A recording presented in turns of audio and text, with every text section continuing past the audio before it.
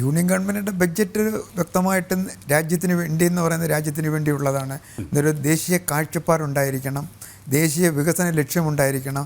അതിൻ്റെ ഭാഗമായിട്ട് വരുന്ന തൊഴിലവസരങ്ങളെപ്പറ്റിയും അതേപോലെ തന്നെ വിഭവ സമാഹരണത്തെപ്പറ്റിയും വിഭവ വിനിയോഗത്തെപ്പറ്റിയും ഒക്കെ നമ്മൾ വ്യക്തമായിട്ട് പറയേണ്ടതായിട്ടുണ്ട്. പക്ഷെ നമ്മുടെ ഇവിടുത്തെ ഒരു പരിമിതി എന്ന് പറയുന്നത് നമ്മുടെ ബഡ്ജറ്റിൻ്റെ പൂർണ്ണ രൂപം ഇനിയും പുറത്തു വന്നിട്ടില്ല. ഓരോ സംസ്ഥാനങ്ങൾക്ക് എന്ത് കിട്ടും എന്ന് നമുക്കറിയാൻ പറ്റാതെ വരും. പക്ഷേ ശ്രീകുമാർ പറഞ്ഞതുപോലെ 2 സംസ്ഥാനങ്ങളുടെ കാര്യം എടുത്തു പറഞ്ഞതുകൊണ്ടാണ് ഇവിടെ ഇങ്ങനെയുള്ള ഒരു ചർച്ചയ്ക്കുള്ളൊരു അവസരം ഒരുങ്ങി വന്നത്. കാരണം നമുക്കറിയാം എന്തുകൊണ്ടാണ്. അതിനകത്ത് ചില രാഷ്ട്രീയ കാരണങ്ങളുണ്ട്, ഇല്ല എന്ന് പറയുന്നില്ല. ആന്ധ്രാപ്രദേശും ബീഹാറിന് ഏകദേശം 11,500 കോടി രൂപയുടെ ഒരു പാക്കേജാണ് ഒരു പ്രഖ്യാപിച്ചിരിക്കുന്നത്. ആന്ധ്രാപ്രദേശിന് ഏകദേശം 15,000 കോടി രൂപയുടെയാണ്.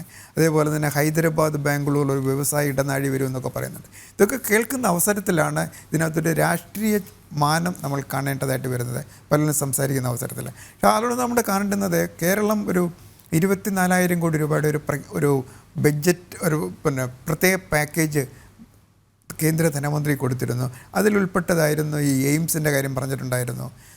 കണ്ണൂർ ആസ്ഥാനമായുള്ളൊരു ആയുർവേദ ഗവേഷണ കേന്ദ്രത്തിൻ്റെ കാര്യം പറയുന്നുണ്ടായിരുന്നു. പിന്നെ റെയിൽവേ വികസനത്തിൻ്റെ കാര്യം പറയുന്നുണ്ടായിരുന്നു.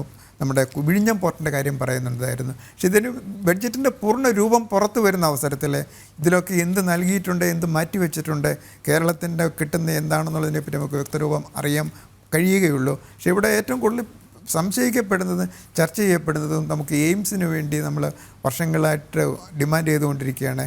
ആ എയിംസ് കിട്ടാതെ വരുമോ എന്നുള്ള ഒരു തരം സംശയമാണ് ഇത്തരം ചർച്ചകൾക്ക് വഴിതെളിക്കുന്നത്. അപ്പോൾ ഇതിനെ മാറ്റി നിർത്തിക്കൊണ്ട് നമ്മൾ നോക്കുകയാണെന്നുണ്ടെങ്കിൽ തൊഴിലില്ലായ്മയും അതേപോലെ തന്നെ കാർഷിക മേഖലയുടെയും കാര്യം വരുവാണെന്നുണ്ടെങ്കിൽ കാർഷിക മേഖലയിൽ 2015 പറഞ്ഞിരുന്ന ഒരു പ്രഖ്യാപനം ഉണ്ടായിരുന്നു. നമ്മുടെ 5 വർഷം കൊണ്ട് കാർഷിക വരുമാനം ഇരട്ടിക്കുമെന്നുള്ള ഒരു പ്രഖ്യാപനം ഉണ്ടായിരുന്നു. പക്ഷേ അത് യാഥാർത്ഥ്യമായിട്ടില്ല. പക്ഷേ അതിനെപ്പറ്റി ഈ ബഡ്ജറ്റിലൊന്നും പറയുന്നില്ല എന്നുള്ളതാണ് മറ്റൊരു വസ്തുത. ഇനി എന്തുകൊണ്ട് പറഞ്ഞിട്ടില്ല, അല്ലെങ്കിൽ പൂർണ്ണരൂപം വരുമ്പോഴേ നമുക്കറിയാൻ പറ്റുകയുള്ളൂ. അതുപോലെ തന്നെ ഈ പ്രൊക്യൂർമെൻറ്റിൻ്റെ കാര്യം പറയുന്നില്ല. അതായത് ഭക്ഷ്യ സബ്സിഡിയുടെ കാര്യം പറയുന്നില്ല. അതേപോലെ തന്നെ രാസവള സബ്സിഡിയുടെ കാര്യം പറയുന്നില്ല. അങ്ങനെ കാർഷിക മേഖല ഏറ്റവും കൂടുതൽ പ്രശ്നങ്ങൾ അഭിമുഖീകരിച്ചുകൊണ്ടിരിക്കുന്ന അവസരത്തിൽ അത് ഈ ഭക്ഷ്യ സബ്സിഡിക്ക് എന്ത് മാറ്റിവെക്കുന്നുണ്ടോ, അതേപോലെ തന്നെ രാസവള സബ്സിഡിക്ക് എന്ത് വേണ്ടി മാറ്റുന്നുണ്ടോ, അവർക്ക് കൊടുക്കുന്ന വായ്പാ നയം എന്തായിരിക്കണം എന്നുള്ളതിനെ പറ്റിയൊന്നും വ്യക്തമായ ഒരു എമൗണ്ട് വരുന്നില്ല. പക്ഷേ മൊത്തത്തിൽ നോക്കുന്ന അവസരത്തിൽ കാർഷിക മേഖലയ്ക്ക് 1.56 ലക്ഷം കോടി രൂപ മാറ്റിവെച്ചിട്ടുണ്ടെന്ന് ധനകാര്യമന്ത്രി പറയുന്നുണ്ട്, കൃഷി അനുബന്ധ മേഖലകൾക്ക്. പക്ഷേ തീർച്ചയായിട്ടും അതൊരു നല്ല എമൗണ്ട് തന്നെയാണ്. 1.5 ലക്ഷം കോടി രൂപ എന്ന് പറയുന്നത് ഒരു വർഷത്തേക്ക് മാറ്റിവെക്കുക എന്ന് പറയുന്നത്. അതേപോലെ തന്നെയാണ് നമ്മുടെ നേരത്തെ ഇവിടെ പറഞ്ഞതുപോലെ നമ്മുടെ തൊഴിലുറപ്പ് പദ്ധതി. കേരളത്തിൽ ഇന്ത്യയെ നേരിടുന്ന ഏറ്റവും വലിയ പ്രശ്നമാണ് തൊഴിലില്ലായ്മ. അത് ഗ്രാമീണ തൊഴിലില്ലായ്മ. നമ്മുടെ 2016 ഡിമോണറ്റൈസേഷനും അതിനോട് തുടർന്ന് വന്ന ഈ കോവിഡും കാരണം നമ്മുടെ അസംഘടിത മേഖലയിലെ ഒരുപാട് ലക്ഷക്കണക്കിന് ഈ MSME യൂണിറ്റുകൾ അടച്ചു പൂട്ടേണ്ടതായിട്ടൊരു സാഹചര്യം വന്നു. പക്ഷേ അവർക്ക് തിരിച്ചു വരുവാൻ കഴിയുന്നില്ല. അതെങ്കിൽ അതിൻ്റെ ഉത്തേജനം. പക്ഷേ ഇപ്രാവശ്യം ഒരുപാട് പ്രഖ്യാപനങ്ങൾ നടത്തിയിട്ടുണ്ടെന്നുണ്ടെങ്കിലും ഇവരെല്ലാം ചെന്ന് കുടിയേറിയത് കാർഷിക മേഖലയിലാണ്. കാർഷിക മേഖലയിൽ തൊഴിലില്ലായ്മ വർദ്ധിച്ചു.